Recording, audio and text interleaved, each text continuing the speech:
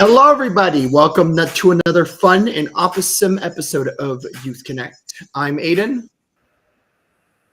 I am Kevin. I'm Nibras. I'm Logan. I'm Jeffrey. And I'm Jeffrey. Yeah, and we heard from Jeffrey. And welcome to our Youth Connect. And welcome to our Youth Connect. Indeed, indeed.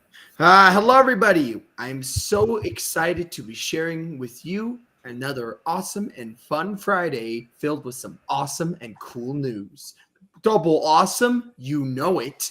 Anyways, for those who don't know, what in the world is Youth Connect? Well, Youth Connect is a news, interest, entertainment show that was created during the pandemic for the community, by the community. And everyone here of all abilities is here to share with you some awesome news, whether that be some interesting facts, some gaming news, some good story news, maybe even a little bit of entertainment, or maybe some cooking knowledge, or even live music. There is a lot to share on Youth Connect, and I just cannot wait to share with you, and I bet everybody else is going to be as well. Anyways, though, if you know, we always have to start off our Youth Connect with some gaming news to start it off.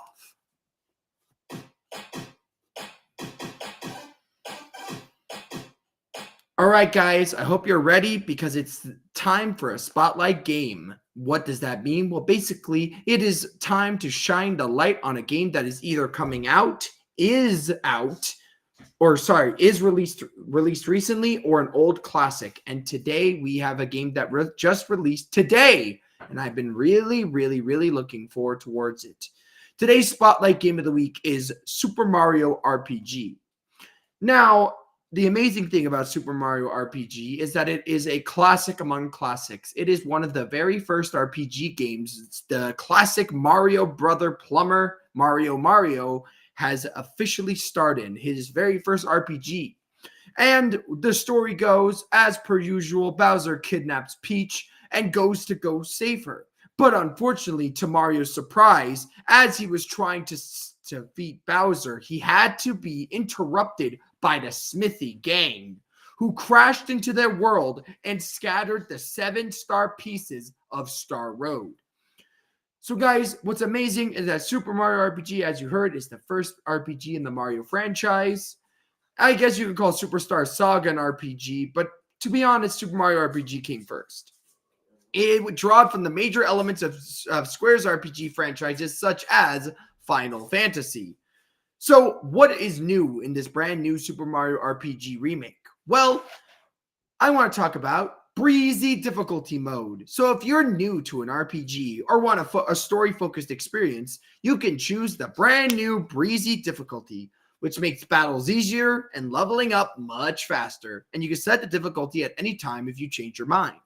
The game also includes the party's triple moves, where if you have a combo of 3 players, you're going to get a unique triple move, and you will be charging it up as you play the game.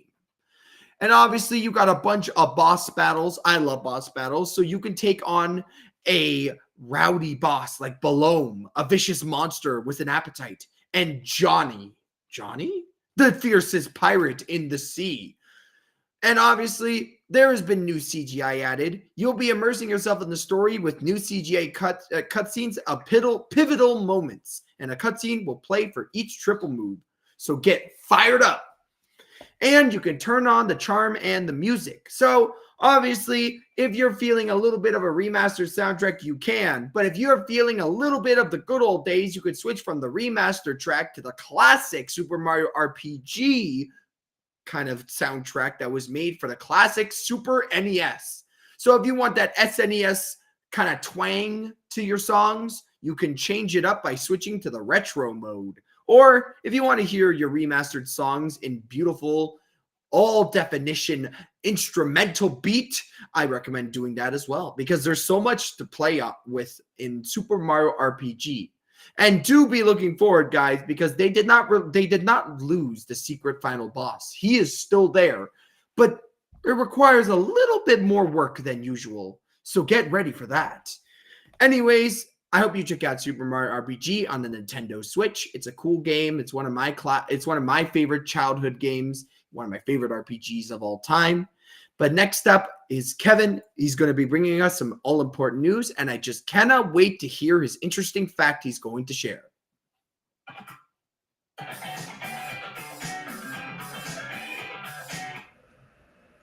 Hello, everyone. Welcome to Youth Connect with me, Kevin Aruja. So let's get right into the headlines. Royal Canadian Mint releases image of a crownless King Charles for all coins.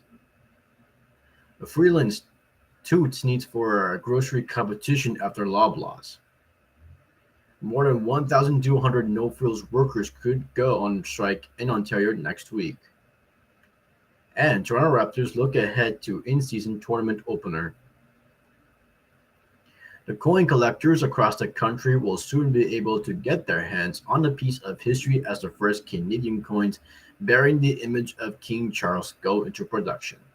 The Royal Canadian Mint revealed on Tuesday the King's 75th birthday, the design that will soon be on all new coins. A large black machine whirred, and the clanking of coins could be heard as the image was struck onto the batch of loonies for the first time at the Mint in Winnipeg. Starting slowly, then with more rapid succession, dozens of the gold-colored coins began to fill a metal container. The King's face on the coins replaced the image of his mother, the late Queen Elizabeth II. The Mint has featured the portrait of a reigning monarch on Canadian coins since opening its doors in 1908. For the first time in 70 years, the image will be of a king. Earlier this year, the federal government directed the Mint and the Bank of Canada to replace the image of the Queen with one of the king on coin and on the $20 bill. More competition is needed in Canada's grocery sector as consumers grapple with higher food price, said Finance Minister Chrystia Freeland after two of the country's largest grocers reported higher sales and profits in the most recent quarter.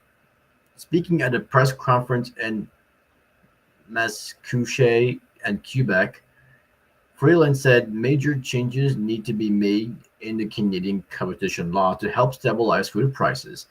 Loblaws reported a profit for the third quarter of $621 million, up from $556 million. During the same quarter last year, revenues for the quarter rose to $18.27 billion, up from $17.39 billion. Meanwhile, Metro saw profits for its fourth quarter rise to $222.2 million, up from $168.7 million a year earlier, while sales were $5.07 billion, up from $4.43 billion last year. As Canadians increasingly look to save on food costs, Loblaws and Metro said they have been converting stores to discount banners and are seeing higher sales growth in private label brands.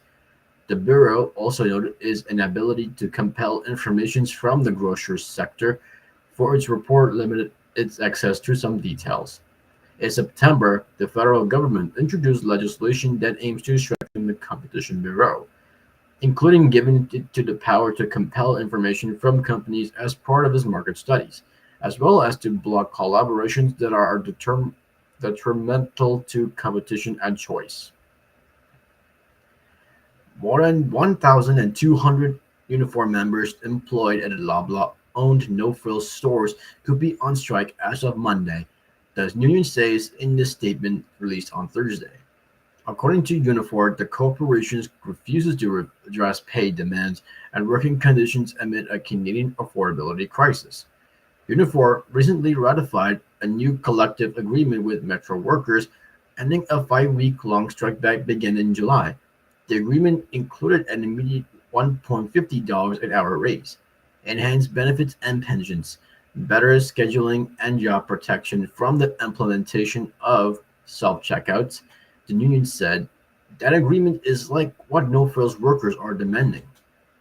Within its release, Unifor highlighted that Loblaws reported a $621 million profit in its third quarter, and nearly 12% increases over the last. Grocery store chains have found themselves under fire as food prices and living costs have skyrocketed over the past year or so. The industry has maintained its profit margins in fact slim, but the federal government has grocery retailers to do more to ensure that food remains affordable. And in sports news, the Toronto Raptors head coach Darko Rajakovic says he misses cup competition from his days roaming benches in Europe. He will get a taste of something similar when Toronto hosts the Boston Celtics on Friday and is opener for the NBA's new in-season tournament. The Atlantic Division foes met on last Saturday, with the Celtics putting a 23-point drubbing on the Raptors. The tournament is an idea that the NBA had discussed for some years but introduced for the 23 to 24 seasons. Each conference is split up to 3 groups of 5 teams, with each squad playing 4 games within the group, 2 at home and 2 on the road for opportunity to move on to the knockout rounds. Group play began on November 3rd and it ends November 28th. Brooklyn, Chicago, and Orlando are the other teams in the East Group C alongside Toronto and Boston. 8 games across the league, consisting of the 6 group leaders and 2 wildcard teams, will advance for a shot at the NBA Cup. The quarterfinals will take place December 4th and 5th in NBA team markets, and the semifinals in December 7th, and the championships on December 9th will be played at T-Mobile Arena at Las Vegas.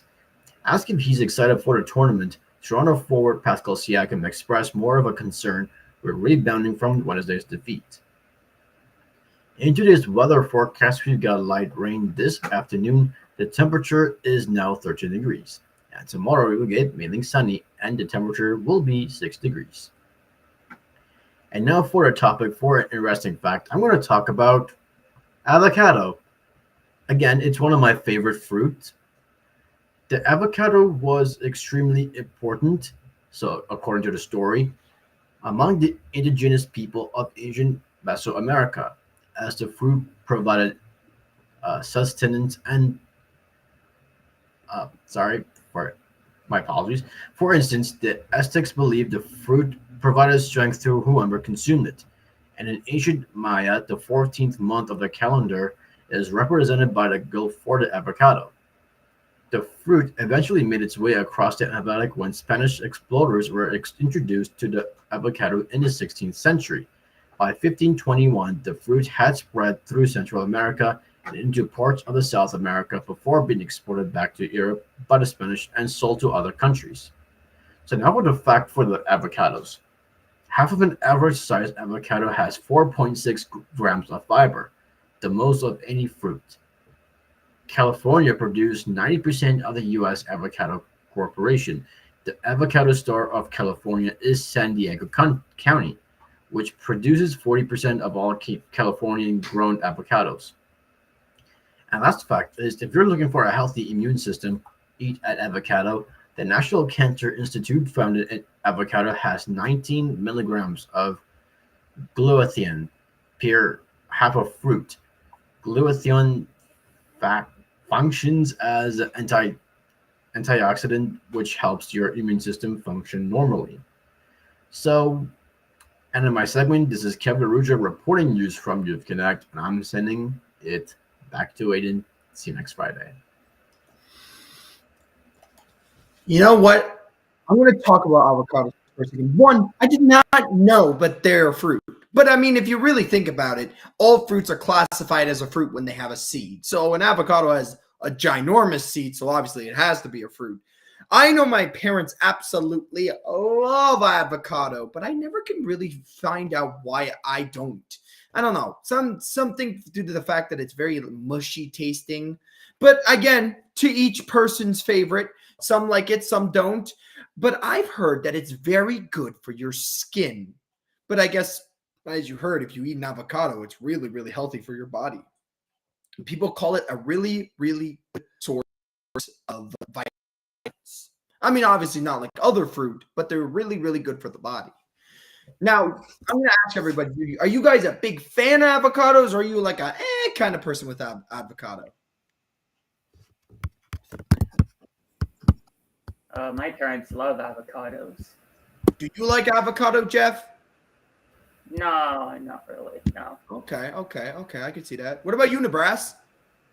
And when I came here after 2-3 years, I didn't like it. I tasted it a few times with my friends and some. I didn't like it, but after like 17 or age of 17 or 18, I loved it. Taste buds changed, and I eat it frequently, like monthly. I love avocados. Okay. I'm assuming Kevin, you love avocados since you talked about it today. Yeah. Okay. And what about our chef extraordinaire? What are your thoughts on avocado? Is it good? Is it weird? Is it strange? What is it? I could say it's Well- good. Sorry. Well, just personally, I think it's kind of middling. Okay, middle ground for it. That makes sense. That makes sense. Again, people have Me too, different I agree. taste buds. And you know what? I can see that some people love it. Some people are very weird with it. And you know what? It's perfectly okay. But I know, oh my goodness, I see in the chat that somebody says that it is a great substitute for mayo in sandwiches and burgers. You know True. what? That sounds pretty good. I mean, if I got avocado, I'm not going to waste it. If it's on a burger, I wouldn't mind at all. And it's also used on Chipotle as well. Of course, it would be. It's a main thing.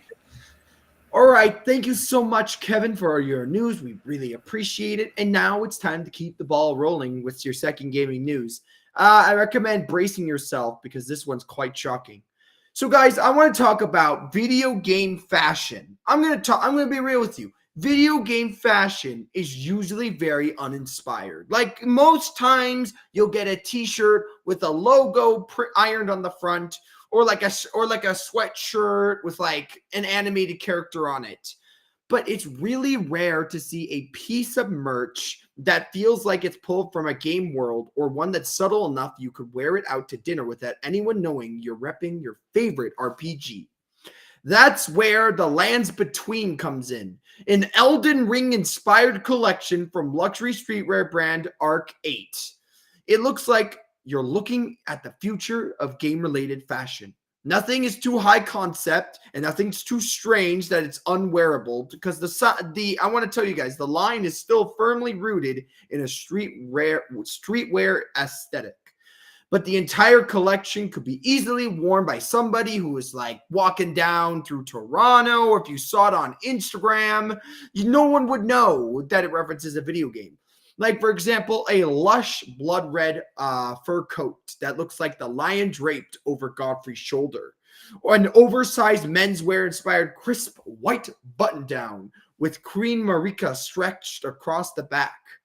And obviously a few elegantly distressed crew necks. All of it is so cool and effortlessly awesome that I really can't help but get excited by looking at everything. Now, let's talk about the person. So Van et Velde made one thing very clear. Arc 8 is not a video game merch company. It's a fashion brand with game and pop culture as its DNA. He also said that skate is part of the DNA of brands like Supreme or Vans. For him, too many pieces of game-related clothing are very safe items, like printed basics or pieces that are more suited for cosplay and gaming conventions. So then the headphones are off. I took a look. Remember that fur coat I mentioned?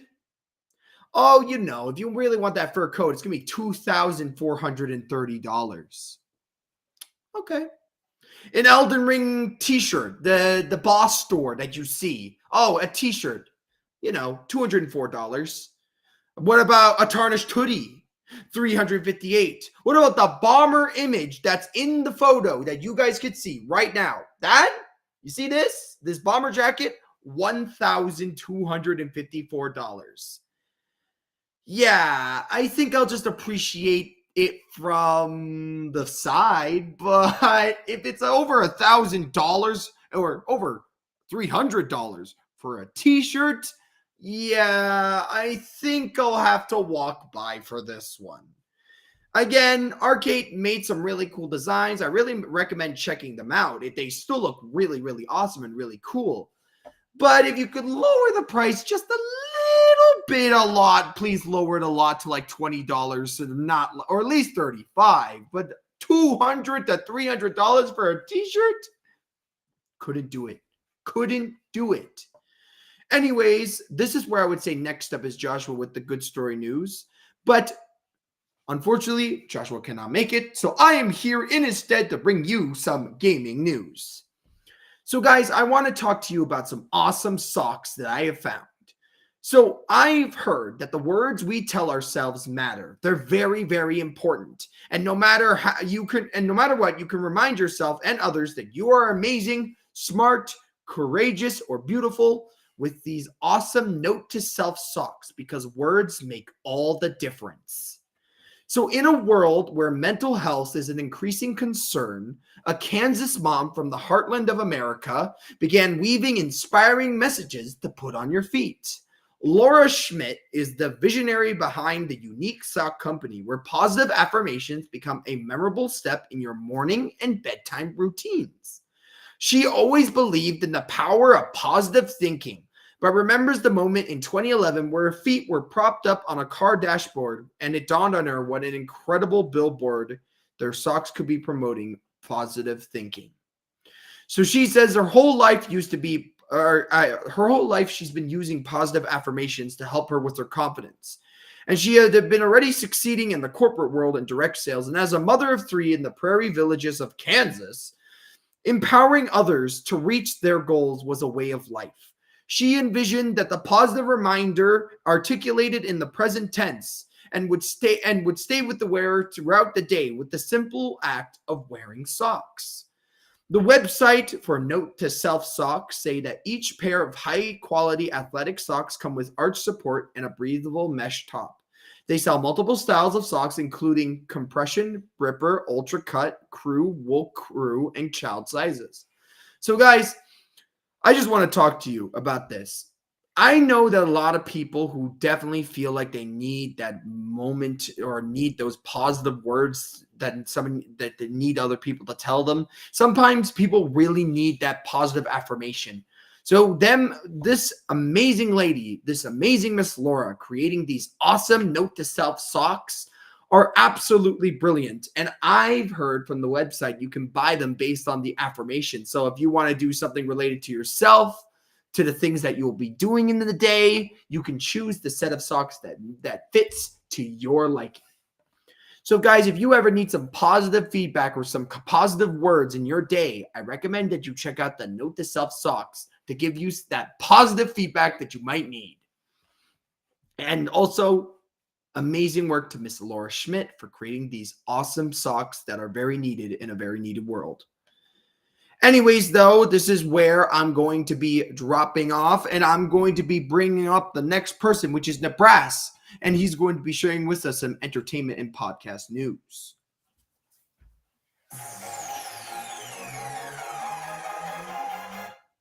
Hello, everybody. How are you guys today? My name is Nibras Khan, and I'm used for the entertainment news. Let's get straight in our top story, and our top story is about... Let's go. So the anything but marvelous performance of the Marvels is a moment of reckoning for Marvel Studios. The production house that has been the superhero of the box office for much of the past 15 years since Iron Man burst into the scene in 2008. Over the November 10-12 weekend, the Marvels debuted to 46.1 million in North America, the worst opening in the history of the Marvel Cinematic Universe, which has ranked in more than 30 billion in the global movie ticket sales. The 33rd MCU installment was battered by withering audience exit scores and a B cinema score. But it wasn't the first warning sign that something was amiss within Marvel in terms of quality control, as Feige's team went over to overdrive producing shows for streaming features like Internals and Ant-Man and the Wasp Quantumania were also slapped with a B-com score. So just let's stop there. So what a cinema scores is they score a movie. They're like A, B, and then C. F is completely fail. C is also just not doing good, and B is shaky, meaning it can go into a C. It's not a good result. A is amazing, excellent. While audiences began complaining about keeping up with an increasing number of shows on Disney Plus to understand the overarching MCU story. Behind the scenes, Marvel Studios and Disney were well aware of the Marvels was in trouble before it hit the big screen. Sources tell the Hollywood Reporter on November 8th, Bob Iger said during an earnings call that Disney's movie empire has lost focus because of an emphasis on quantity over quality. Again, quantity over quality in the rush to feed Disney Plus. A day later, Marvel and Disney revealed that they were scaling back the number of superhero films they will release in 2024 from 3 to 1. That's a big number. That news was made at the end of the SAG-AFTRA strike, and while the work stoppage, which shut down production on Deadpool 3, is certainly a part of the reason for some of the date changes. It wasn't the only one. Sources say until now, rival Disney was the superhero studio that endured the biggest ups and downs, with a good number of its films opening to 15 million or less. In comparison, many MCU releases started with 100 million or more domestically. This summer's DC Flash debuted to a 55 million domestically, so higher than Marvel. Domestically, its way topping to a small 270 million globally. ComScore box office analyst Paul says that the uneven performance of all superhero films in recent years should be a wake-up call in terms of how these films are conceived, executed, and marketed moving forward. So he has a big and good point, I would say. So I did watch the Marvels, and I would just say in one or two words, I did not like it. My expectations were really high, and after the film, they were down. But again, that's my opinion. That's my friend's opinion. You go watch it. You let me know your opinion. It's up to you. It's your opinion. If I don't like it, that doesn't mean you will not like it. It's up to you. Anyways, it is a bad year or bad month for Marvel. Let's see what will happen next year, 2024. Now to my second story. My second story is before I go to my second story, I like to go to my fact of the day. Now, my fact of the day is, drum roll, please. Did you guys know before 1913, parents would mail their kids to grandma? Yes, through the postal service. Yes, that's true. In 1913, an 8-month-old baby in Ohio was mailed by his parents to his grandmother, who lived a few miles away. The baby was safely delivered. Did you guys know kids were mailed to their relatives? I didn't. That's an amazing fact. No. They were not mailed in boxes to their relatives' house. No. So what happened was mailing stuff was way cheaper rather than going to buy train ticket. So what they did, if a mailman was a relative, they just paid the price for the mail and put their kid into the car of the mailman. So when he went on his trip, he just delivered the kid or child to the house. Again, they were not in boxes. They were into like cars or the carts in those times.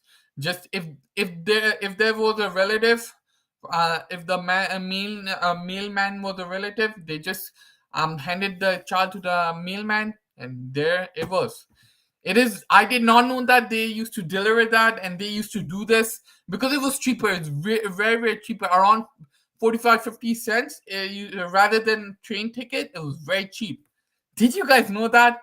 It's just amazing. I did not know that. Now to my sex story. My sex story is a podcast. Yes. So the podcast name is On Purpose with Jay Shetty. Yes.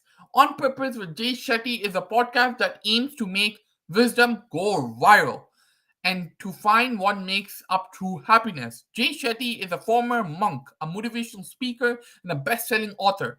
He interviews some of the most insightful people in the world, such as celebrities, entrepreneurs, scientists, spiritual leaders, and more. He also shares his insights and tips on topics such as health, happiness, relationships, success, and purpose. This podcast is for anyone who wants to learn from the wisdom of others and apply it into their own life. So I've been following Jay Shetty since like 2014. Love the guy, and he has his own podcast. He talks about motivational stuff, interviews people like health, a routine again, how to set up a routine, habit, and much more. How to have a successful and a happy life. I love this podcast. So the podcast name is On Purpose with Jay Shetty. On Purpose with Jay Shetty. That's all from me as always. This is Nibras Khan from Youth Connect. I'll see you all next week. Thank you. Take care. Back to Aiden. Bye, guys. Thank you so much. You know what, Nebraska, you got me almost very concerned when you were talking about babies being delivered via mail. I almost got very, very scared, and I'm saying thank you so much for giving me a little bit extra info. This is where that famous quote of having enough information is very important, because you can't base your thing off of just a single thing something says. So thank you. Phew. Almost, I was like, babies being delivered via mail. What's happening? Oh, but thank goodness that was not the truth. Thank you so much, Nebraska, for your news. I'm going to keep the train moving, guys, to keep on track. And next up, we have Logan, who is going to be sharing with us his cooking knowledge that he has for us today.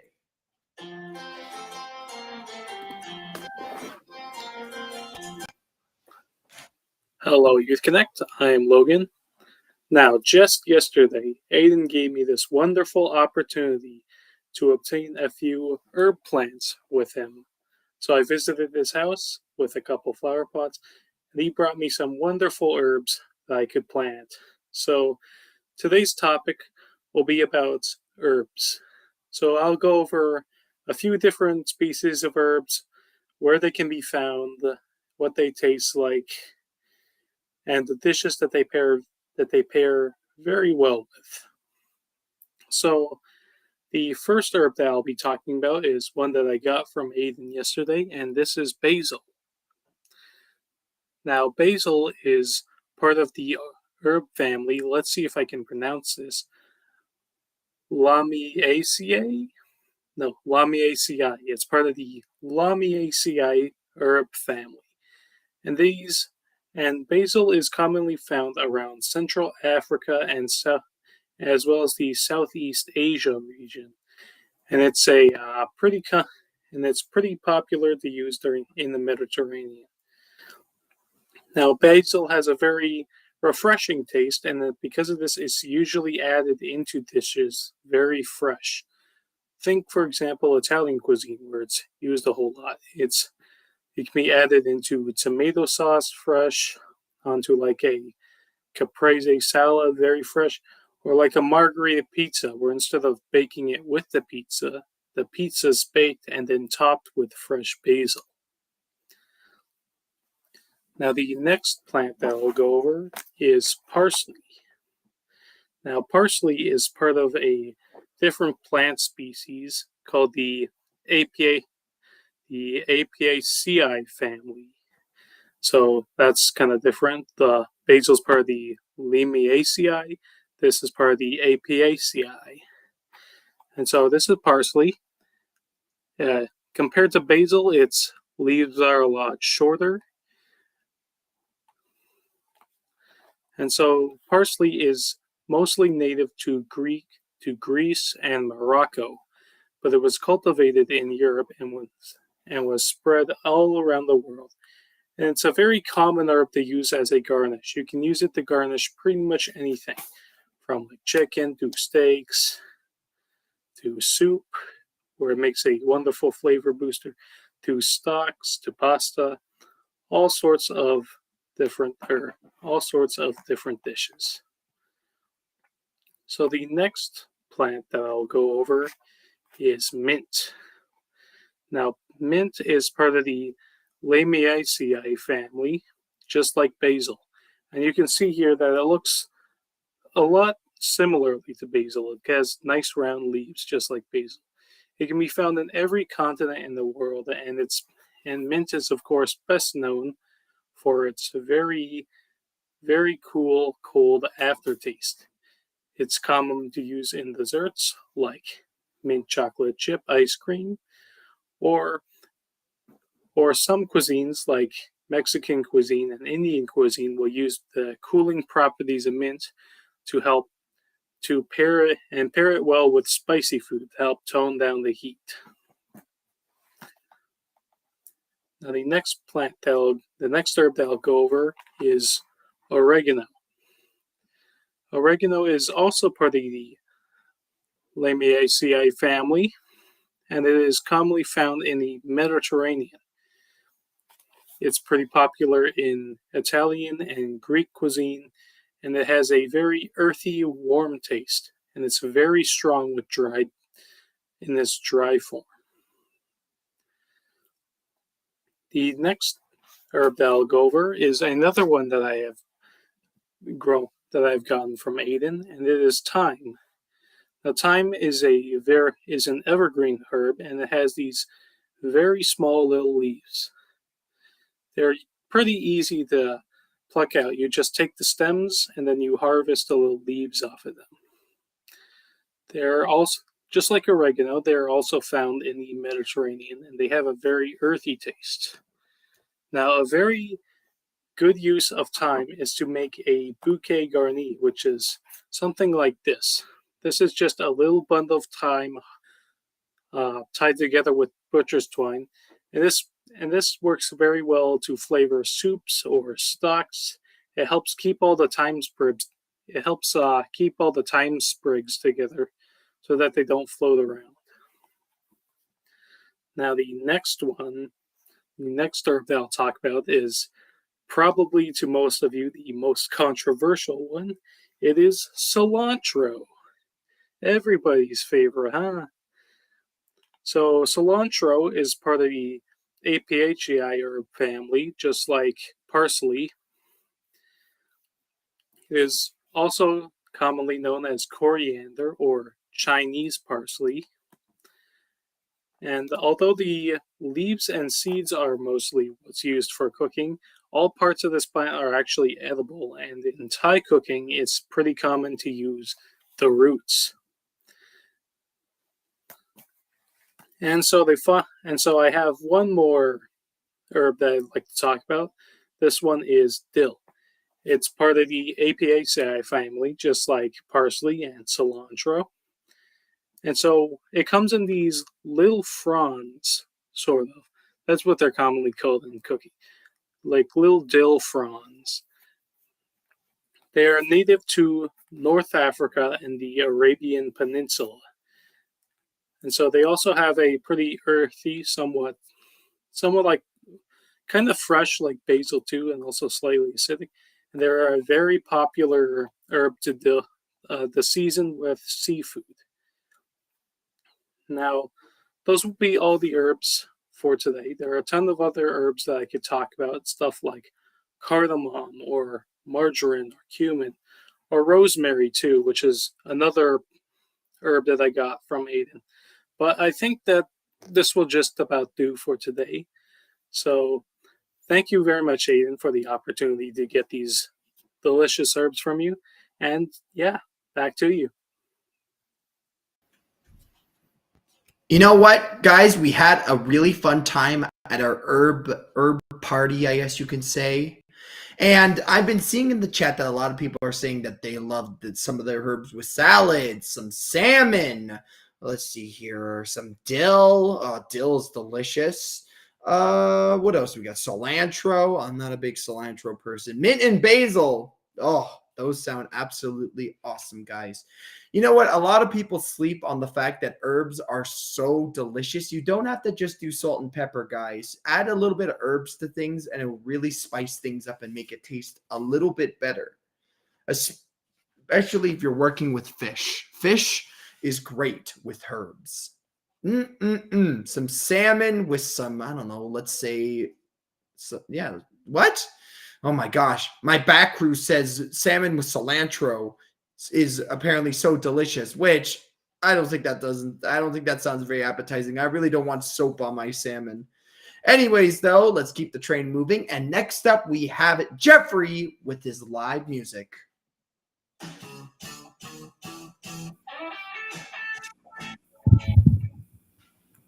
Hi, everybody. It's Jeffrey. I'm Jeffrey, your live musician, and I hope you're ready to get up and dance and have a good time. I'm gonna be playing another original song. This one's a very fun one, and it's called Jelly Roll. There you go.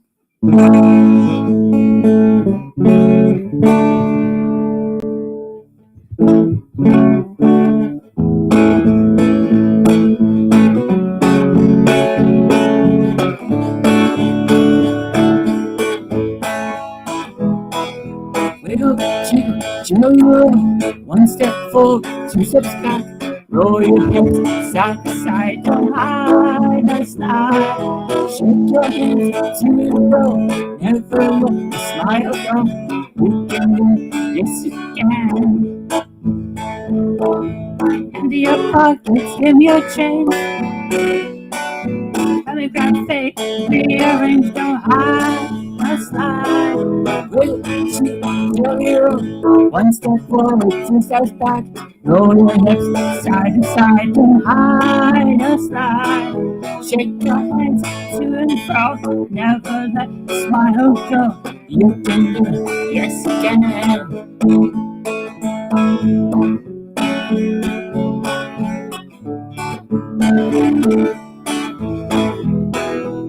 Your pockets in your change. Let me grab faith, rearrange, don't hide my style. Bring it to jelly roll, one step forward, two steps back. Roll your hips side to side, don't hide my style. Shake your hands to roll, never let the smile go. You can do it, yes you can.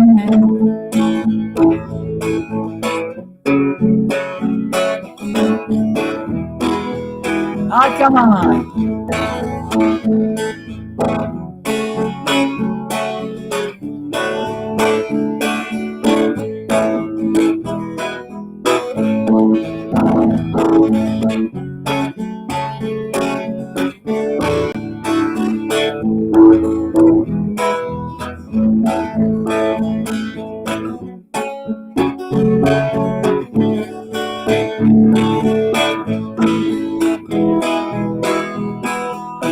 Your pockets in your jeans.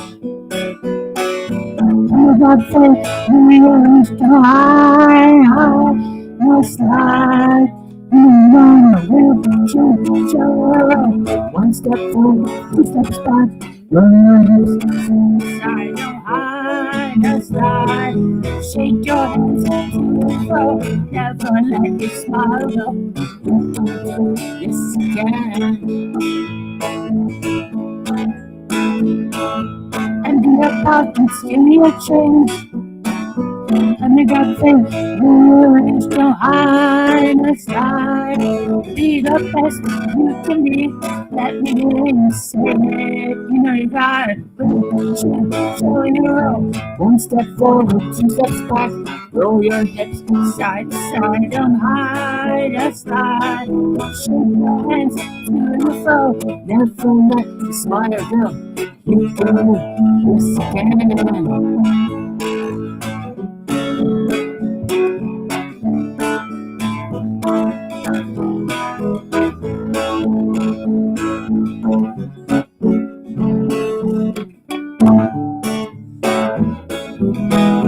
Get your pockets in your jeans. And you got faith, rearrange, don't hide or slide. One step forward, two steps back. Hide no slide. Shake your hands to and fro, never let the smile go. You can do it, yes you can. with a cheek, jelly roll. One step forward, two steps back. Roll your hands side to side, oh high side. Shake your hands to and fro. Never let the smile go. You can do it, yes you can. Cheek, jelly roll. One step forward, two steps back. Roll your hands side to side, oh high side. Thank you, everybody. This is Jeffrey, your live musician. See you all next time. And make sure to check out my website, jeffreyankerman.com. And it's back to you, Aiden. Bye, everybody. Hope you had a good time. Now, guys, I hope you guys loved Jelly Roll, an original song by me and Jeff. I will say this, if you guys ever want to check out the music video of Jelly Roll, please do check out jeffreyankerman.com to find the music video and just to enjoy the song in general. Ah, what a great end to Youth Connect. And this does reach the end of it. If you like Youth Connect, make sure to like, make sure to comment, make sure to subscribe. Sorry. And make sure you don't forget to click the notification bell. All right. On the top of that, guys, I hope you have an amazing weekend. Enjoy your weekend, I should say. And thank you so much to Jeff, to Logan, to Nibras, and to Kevin. And we will see you all next time. Goodbye, guys. Bye. Bye. Bye. Bye.